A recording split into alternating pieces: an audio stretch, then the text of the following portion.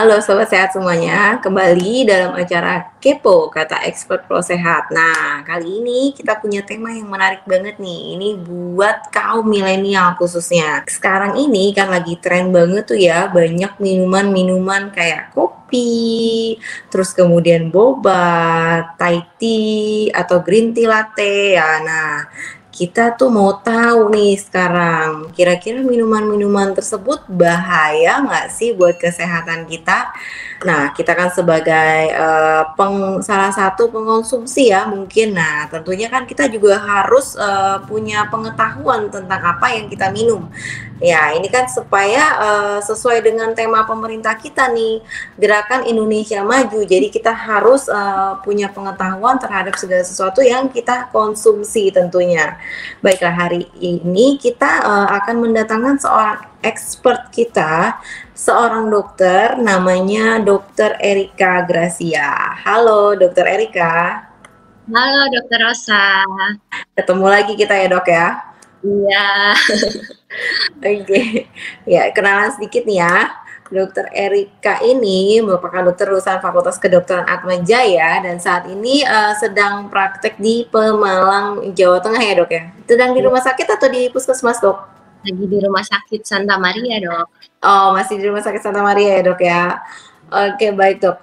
Kita langsung bincang-bincang ya dok ya tentang si minuman milenial ini ya, khususnya nih ya buat kaum milenial ya. Sebenarnya minuman-minuman yang tadi itu tuh ada manfaatnya nggak sih dok ya, kayak kopi susu lah ya, sekarang macem-macem ya brandnya, di mana-mana juga pinggir-pinggir jalan juga ada ya dok ya, sama boba segala macam itu ada manfaatnya nggak sih dok dikonsumsi? Oke, bener banget sih Dokter Rosa. Saya sendiri juga sebagai orang yang sebenarnya suka ngopi sama minuman-minuman yang banyak banget itu tuh boba, karena penasaran nih orang tuh ngantri emang rasanya tuh kayak apa sih, seenak apa. Tapi memang benar sebagai sobat sehat kita tuh harus lebih sadar untuk menjaga kesehatan kita dan harus lebih mengenal apa aja yang masuk ke dalam tubuh kita. Dari minuman yang tadi disebutkan, mungkin manfaatnya kita bisa lihat dari bahan dasarnya. Bahan dasarnya kan biasanya kopi, teh, sama susu ya. Kalau kopi dan teh sendiri itu kan mengandung senyawa yang namanya kafein, L-tein, dan antioksidan seperti polifenol ataupun flavonoid.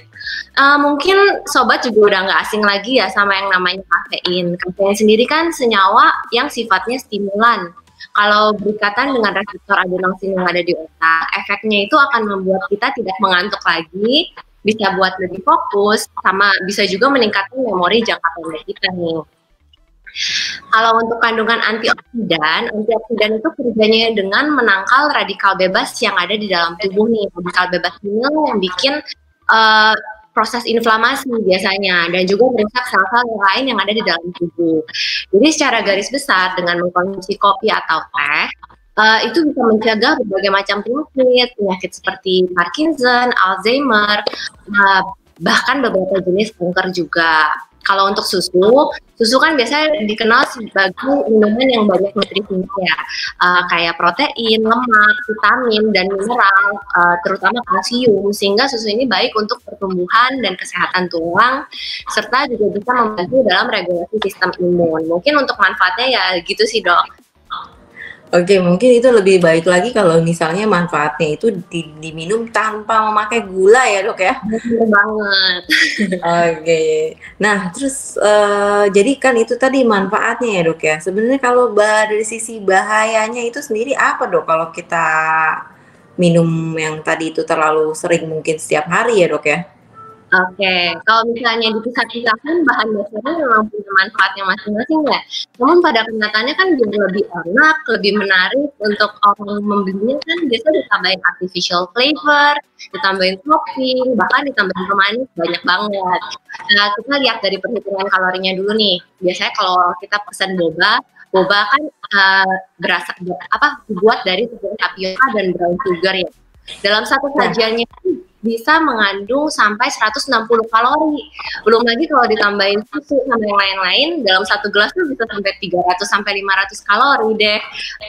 Kalori yang sebanyak itu bayangkan itu sebanyak satu porsi nasi dengan lauk pauknya. Tapi bedanya dalam minuman itu kan kandungan gizinya kurang ya, bahkan hampir tidak ada. Selain dari kalori, bahayanya itu juga dari kadar gulanya nih.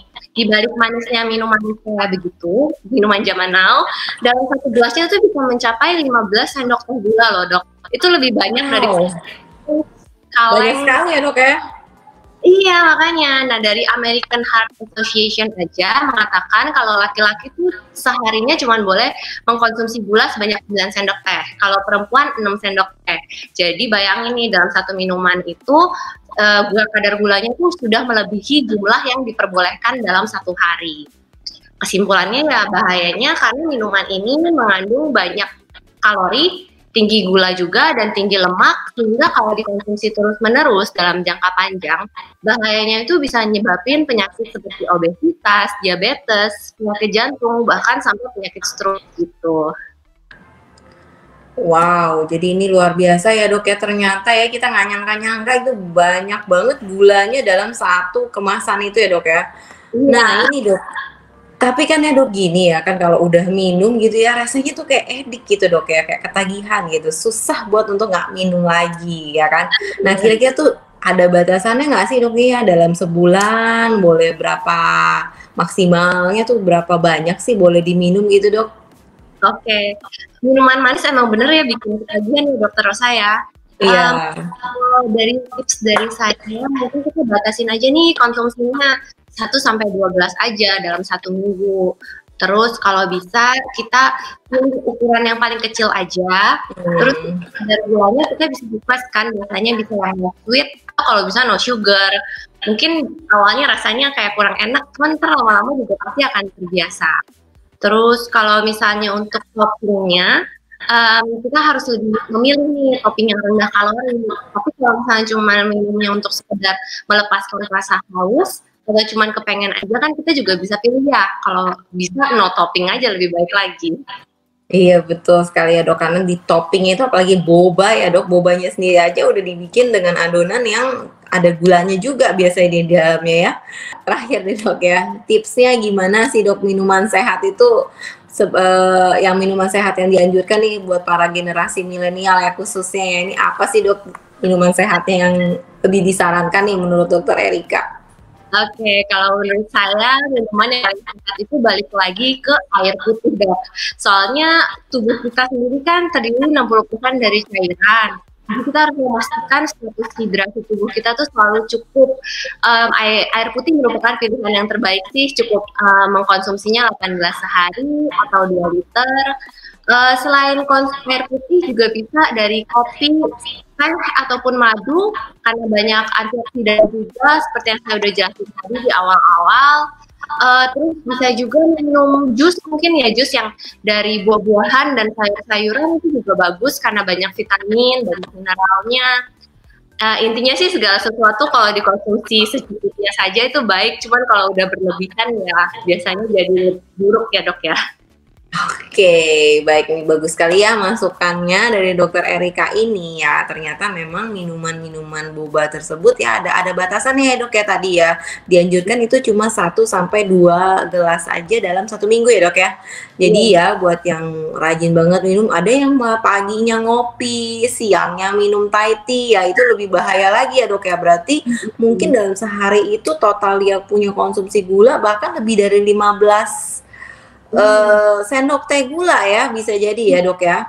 Nah itu bahaya sekali tentunya buat kesehatan. Dan tadi ya dokter Eka udah menyarankan nih kalau kita habis minuman itu sebaiknya minum air putih ya dok ya, karena air putih juga salah satu yang membantu untuk melarutkan, membuang si gula tadi ya kan.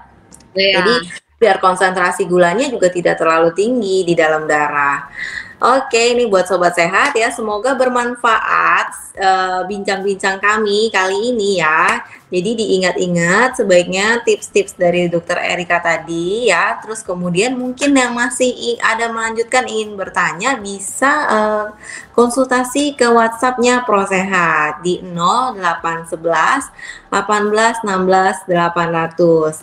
Dan kembali kami mengingatkan ya, walaupun sekarang ini masih dalam masa pandemi, kami, tapi tetap terus update ilmu pengetahuan kalian supaya kalian bisa terus mendukung gerakan Indonesia Maju yang diselenggarakan oleh pemerintah sejak bulan Agustus ini. Dan bantu kami selalu untuk like dan subscribe, like di bawah ini, klik jempolnya dan subscribe YouTube-nya Pro Sehat. Sekian dari kami, terima kasih. Oke. Bye.